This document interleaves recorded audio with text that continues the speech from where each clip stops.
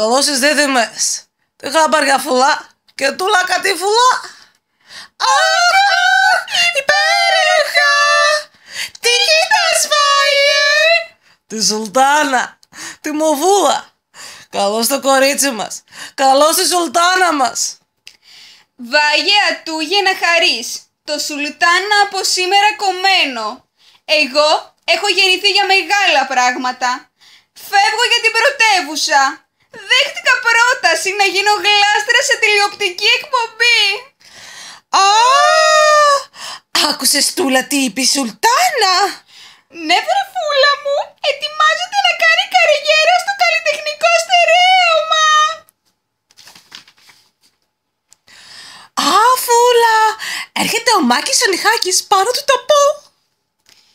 Χαιρετώ τα ομορφότερα λόλουγα του κάμπου, του κόσμου. Ίσα ίσα με πρόλαβες Μάκη. Ετοιμάζομαι για την πόλη. Τα παιδιά θα σου εξηγήσουν. Αχ, πάει και αυτή. Πάει και η Σουλτάνα μας άφησε. Βάιε, σε άκουσα. Είπαμε Σούζι. Γεια σας παιδιά, θα σας στείλω αυτόγραφα. Ματς μουτς. Γεια Σουλτάνα. Σούζι να μας γράφεις. Να μας θυμάσαι. Βρε παιδιά, έχετε κανένα νέο από τη Σουλτάνα? Σούζι Μάκη, Σούζι. Όχι, μάλλον έγινε καριερίστρια. Βρε παιδιά, λέτε να πάθε τίποτα η Σουλτάνα μας? Μήπως έπαθε τίποτα το κορίτσι και δεν μπορεί να επικοινωνήσει μαζί μας? Ανησυχώ βρε παιδιά. Τι θα λέγονται να πάμε να τη βρούμε? Ταξίδι! Wow! Φύγαμε φούλα, να πάρουμε και μαλλιό μαζί μας. Ναι τούλα!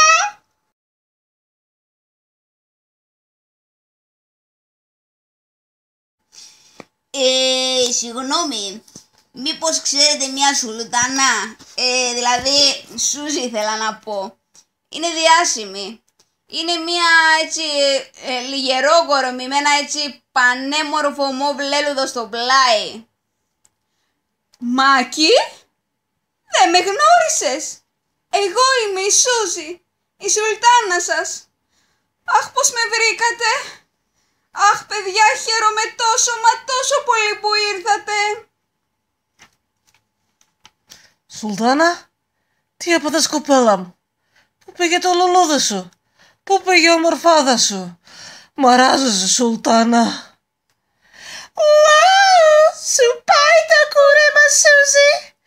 Αλλά το μακιγιάζ σε χλωμιάζει λίγο. Αχ, αφήστε παιδιά. Είμαι για κλάματα. Οι συνθήκες διαβίωσης εδώ είναι πολύ δύσκολες. Καταρχήν, δεν έχει οξυγόνο. Το σπίτι εδώ πέρα, όπως και όλα στο κέντρο, είναι παλιά, ζεστά, αφιλόξενα και άχρωμα. Και μες στο καυσαέριο και τη φασαρία. Δέστε πως κατάντησα. Και σαν να μην έφταναν όλα αυτά, τα αφεντικά με εξοργίζουν καθώς τα βλέπω να μην σταματάνε να επιβαρύνουν όλο και περισσότερο το περιβάλλον, καταναλώνοντας συνεχώς ρεύμα και μη ανανεώσιμες πηγές ενέργειας και για να έχουν ζέστη και για το κρύο και να σπαταλούν αλόγιστα το νερό. Πω παιδιά, τι έπαθε το κορίτσι. Τι ζόρια τραβάει. Την είδατε πως έγινε? Κάτι πρέπει να κάνουμε γι' αυτό. Να της πάρουμε περούκα ίσως. Τρέσα καλύτερα, είναι της μοδός. Τούλα τώρα παιδιά, εδώ έχουμε πρόβλημα. Η Σουλτάνα μας, το κορίτσι μας, μαζί με αυτά και το περιβάλλον και τούτο εδώ το κακόμοιρο το σπιτάκι μας χρειάζονται για να γίνουν πιο βιώσιμα. Έχω όμως μια ιδέα. Ακολουθήστε με. Πάμε, πάμε!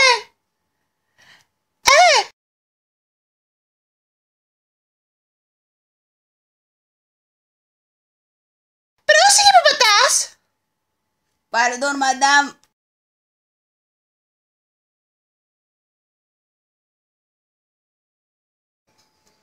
Λοιπόν, παιδιά, το έψαξα και το μελέτησα πολύ. Καταρχήν, στο σπίτι πρέπει να μπει ηλιακός θερμοσύφωνας. Πρόκειται για μια συσκευή μετατροπής της φωτεινής ενέργειας σε θερμική. Πρακτικά είναι ένα ηλιακό σύστημα που σκοπό έχει να ζεστάνει το νερό αξιοποιώντας την ηλιακή ακτινοβολία. Οι ηλιακοί θερμοσύφωνες συναντούνται σε περιοχές με μεγάλη ηλιοφάνεια, όπου μπορεί να αξιοποιηθεί στο βέλτιστο ηλιακή ακτινοβολία, δηλαδή στην Ελλάδα μας. Εν συνεχεία, πρέπει να βάλουμε φωτοβολταϊκά συστήματα που αποτελούν μία από τις εφαρμογές των ανανεώσιμων πηγών ενέργειας, με τεράστιο ενδιαφέρον για την Ελλάδα. Εκμεταλλευόμενο το φωτοβολταϊκό φαινόμενο, το φωτοβολταϊκό σύστημα παράγει ηλεκτρική ενέργεια από την ηλιακή ενέργεια. Ουφ, τελείωσα εγώ!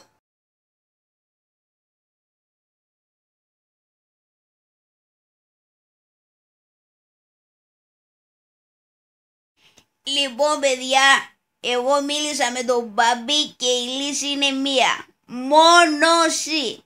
Θα κρατάει το σπίτι δροσερό το καλοκαίρι και ζεστό το χειμώνα. Άσε που θα προστατεύει και από την εξωτερική ηχορύπανση.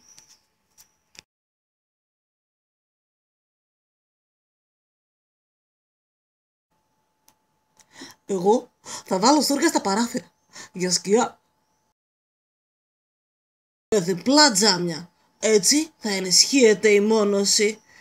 Θα κάνουμε ό,τι χρειαστεί για τη σουλτάνα μας να ανθίσει και πάλι. Εγώ θα βάλω συσκευές για να εκμεταλλευτούμε την αιωλική ενέργεια. Κοινώς ανεμογεννήτριες. Δεν μολύνουν το περιβάλλον και δεν δημιουργούν καυσαέρια. Έτσι αποτελούν μια ανανεώσιμη μορφή ενέργειας φιλική προς το περιβάλλον. Ωχ, παιδιά, τι κάνατε εδώ? Μα πώς μετατρέψατε έτσι το σπίτι? Αυτό, σουλτάνα μου, λέγεται βιοκλιματικό σχεδιασμό σπιτιού. Οι βιοκλιματικές κατοικίες είναι κτίρια σχεδιασμένα για να προσφέρουν δροσιά το καλοκαίρι και ζεστασιά το χειμώνα, αλλά και να παρέχουν εντελώς δωρεάν την περισσότερη από την ενέργεια που χρειάζεται το σπίτι για τον κλιματισμό του.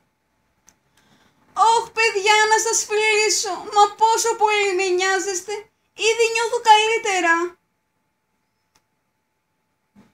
Όπως σουλτάνα μου, το μπουμπουκάκι σου άνθησε και πάλι. Άντε, κούκλα έγινες πάλι. Υπερβάλλει ο Μάκης ο Νιχάκης. Μη χαλαρώνουμε όμως, κάτι τελευταίο μας έμεινε. Βιοκλιματικό σπίτι, χωρίς άλλα φυτά και λουλούδια, προκοπή δεν κάνει. Και εμείς τι ρόλο έχουμε εδώ? Να τα λουλούδια. Χαρίζουμε και οξυγόνο και δροσιά και ομορφιά. Και θα φέρουμε και άλλους φίλους μας, όπως είναι τα φιλοβούλα δέντρα, για να κάνουν σκιά το καλοκαίρι και να αφήνουν τον ήλιο να περνάει το χειμώνα. Και θα βάλουμε και ηθαλία από πίσω για να προστατεύουν από το βοριά.